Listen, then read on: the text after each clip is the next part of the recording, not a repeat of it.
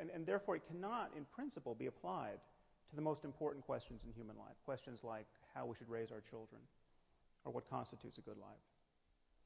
Now, it's thought, from the point of view of science, and Dr. Craig just gave voice to this opinion, that when we look at the universe, all we see are patterns of events. Just one thing follows another. Okay? And there's no corner of the universe that declares certain of its events to be good or evil or right or wrong. Apart from us, I mean, our minds, we declare certain events to be better than others. But in doing that, it seems that we're merely projecting our own preferences and desires onto a reality that is intrinsically value-free. And where do our notions of right and wrong come from? Well, clearly they've been drummed into us by evolution, that the product of these apish urges and social emotions, and then they get modulated by culture. You take sexual jealousy, for instance. I mean, this is an attitude that has been bred into us over millions of years. Okay, our ancestors were highly covetous of one another, despite the fact that everyone was covered with hair and had terrible teeth. And this possessiveness now gets enshrined in various cultural institutions like the institution of marriage. Okay, so therefore a statement like it's wrong to cheat on one's spouse seems a mere summation of these contingencies. It seems like it's an improvisation on the back of biology. It seems that from the point of view of science, it can't really be wrong to cheat on your spouse. Okay, this is just how apes like ourselves worry when we learn to worry with words. Okay, now here is where religious people, like Dr. Craig, begin to get a little queasy, as I think they should. Okay. And many see no alternative but to insert the God of Abraham, an Iron Age God of war, into the clockwork as an invisible arbiter of moral truth. Okay, it is wrong to cheat on your spouse because Yahweh deems that it is so. Okay, which is curious because in other moods, Yahweh is perfectly fond of genocide and slavery and human sacrifice. I must say it's pretty amusing to hear Dr. Craig in his opening remarks say that I'm merely focused on the flourishing of sentient creatures on this planet. Okay, if that's a sin, I'll take it. Okay, one wonders what Dr. Craig is focused on.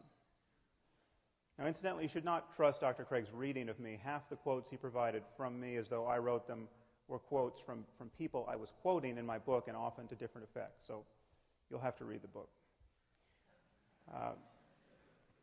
Now, in claiming that values reduce to the well-being of conscious creatures, as I will, I'm introducing two concepts, consciousness and well-being. Now, let's start with consciousness. This is not an arbitrary starting point. Imagine a universe devoid of the possibility of consciousness. Imagine a universe entirely constituted of rocks. Okay, there's clearly no happiness or suffering in this universe. There's no good or evil. Value judgments don't apply. For changes in the universe to matter, they have to matter, at least potentially, to some conscious system. Okay, what about well-being? Well, the well-being of conscious creatures and the link between that and morality may seem open to doubt, but it shouldn't. Okay, here's the only assumption you have to make. Imagine a universe in which every conscious creature suffers as much as it possibly can for as long as it can. Okay, I call this the worst possible misery for everyone. Okay, the worst possible misery for everyone is bad. Okay, if the word bad applies anywhere, it applies here. Now, if you think the worst possible misery for everyone isn't bad, or maybe it has a silver lining, or maybe there's something worse, I don't know what you're talking about. And what's more, I'm pretty sure you don't know what you're talking about either.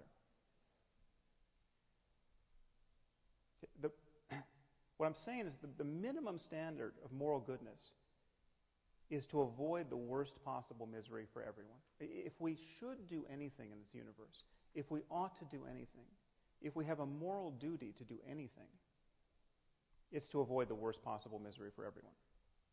And the moment you admit this, you admit that all other states of the universe are better than the worst possible misery for everyone. You have the worst possible misery for everyone over here, and all these other constellation of experiences arrayed out here. And because the experience of conscious creatures is dependent in some way on the laws of nature, there will be right and wrong ways to move along this continuum. It will be possible to think you're avoiding the worst possible misery for everyone and to fail. You can be wrong in your beliefs about how to navigate this space. So here's my argument for moral truth in the context of science. Questions of right and wrong and good and evil depend upon minds. Okay, they depend upon the possibility of experience. Minds are natural phenomena. They depend upon the laws of nature in some way. Okay, morality and human values, therefore, can be understood through science because in talking about these things, we are talking about all of the facts that influence the well-being of conscious creatures. In our case, we're talking about genetics and neurobiology and psychology and sociology and economics. Now, I view this space of all possible experience as a kind of moral landscape with peaks that correspond to the heights of well-being and valleys that correspond to the lowest suffering. And the first thing to realize is that there may be many equivalent peaks in this space. There may be many different but morally equivalent ways for human beings to thrive. But there will be many more ways not to thrive. There will be many more ways to fail to be on a peak. There are clearly more ways to suffer unnecessarily in this world than to be sublimely happy. Now, the Taliban are still my favorite example of a culture that is struggling mightily to build a society that's clearly less good than many other societies on offer. The average lifespan for women in Afghanistan is 44 years. Okay, they have a 12% literacy rate. They have almost the highest infant mortality and maternal mortality in the world, and almost the highest fertility. So this is one of the best places on earth to watch women and infants die. Okay, it seems to me perfectly obvious that the best response to this dire situation, which is to say the most moral response, is not to throw battery acid in the faces of little girls for the crime of learning to read. Now, of course, this is common sense to us, unless you happen to be a bioethicist on the President's Commission at this moment. But I'm saying, at bottom, these are also truths about biology and neurology and psychology and sociology and economics. It is not unscientific to say that the Taliban are wrong about morality, that the moment we notice that we know anything at all about human well-being, we have to say this. Okay, now, some people with a little philosophical training may be tempted to say, but what if a father wants to burn off his daughter's face with battery acid? Who are you to say that he's not as moral as we are? What if he has an alternate conception of well-being that's just as legitimate? Or who's to say that we should care about the well-being of little girls?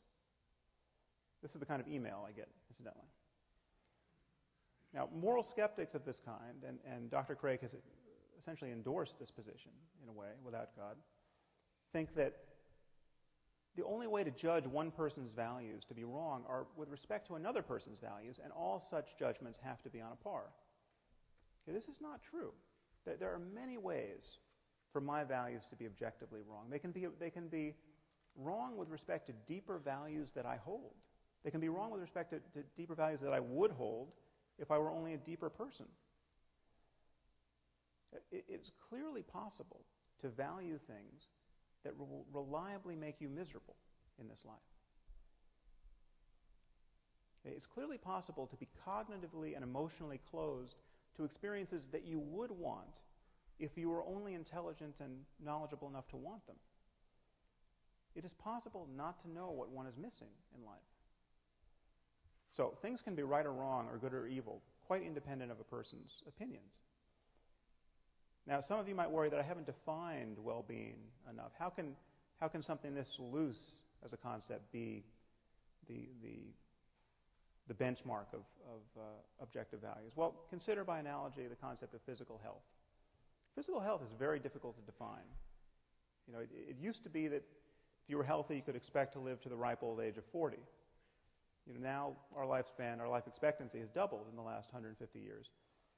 What does health mean? Okay, well, it has something to do with not always vomiting, not being in excruciating pain, not running a fever. Okay, but how fast should a healthy person be able to run? That question might not have an answer. Okay, but this does not make the question of health vacuous. Okay, it doesn't make it merely a matter of opinion or of cultural construction. Okay, the distinction between a healthy person and a dead one is about as clear and consequential as any we ever make in science. Okay, and notice that no one is ever tempted to attack the philosophical underpinnings of medicine with questions like, well, who are you to say that not always vomiting is healthy? What if you meet someone who wants to vomit, and he wants to vomit until he dies? Okay, how could you argue that he is not as healthy as you are? In talking about morality and human values, I think we really are talking about mental health and the health of societies. And the truth is, science has always been in the values business. We simply cannot speak of facts without resorting to values. I mean, consider the simplest statement of scientific fact. Water is 2 parts hydrogen and 1 part oxygen. This seems as value-free an utterance as human beings ever make. But what do we do when someone doubts the truth of this proposition? Okay, all we can do is appeal to scientific values, the value of understanding the world, the value of evidence, the value of logical consistency. What if someone says, well, that's not how I choose to think about water. Okay, I'm a biblical chemist, and I read in Genesis 1 that God created water before he created light. So I take that to mean that there were no stars. So there were no stars to fuse helium and hydrogen into heavier elements like oxygen. Therefore, there was no oxygen to put in the water. So either water has no oxygen, or God created special oxygen to put in the water. But I don't think he would do that because that would be biblically inelegant. Okay, what can we say to such a person? Okay, all we can do is appeal to scientific values. And if he doesn't share those values, the conversation is over. Okay, if someone doesn't value evidence, what evidence are you going to provide to prove that they should value it? If someone doesn't value logic, what logical argument could you provide to show the importance of logic? Okay, so I think this split between facts and values should look really strange to you on its face. I mean, what are we really saying when we say that science can't be applied to the most important questions in human life? Okay, we're saying that when we get our biases out of the way, when we most fully rely on clear reasoning and honest observation, when intellectual honesty is at its zenith, well, then those efforts have no application whatsoever to the most important questions in human life. That is precisely the mood you cannot be in to answer the most important questions in human life. It would be very strange if that were so.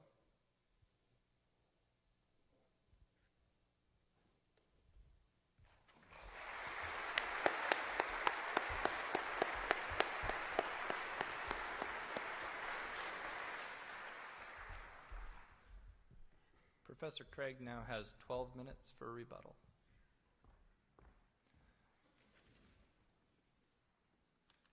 Timekeeper, are you ready? Begin.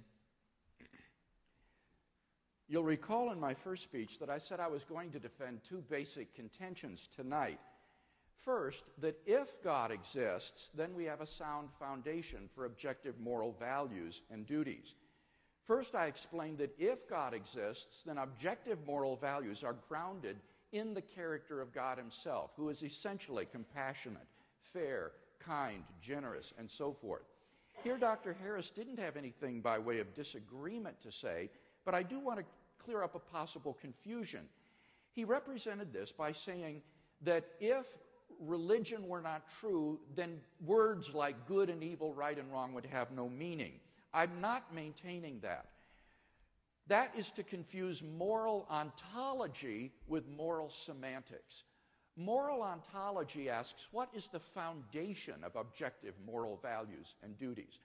Moral semantics asks, what is the meaning of moral terms?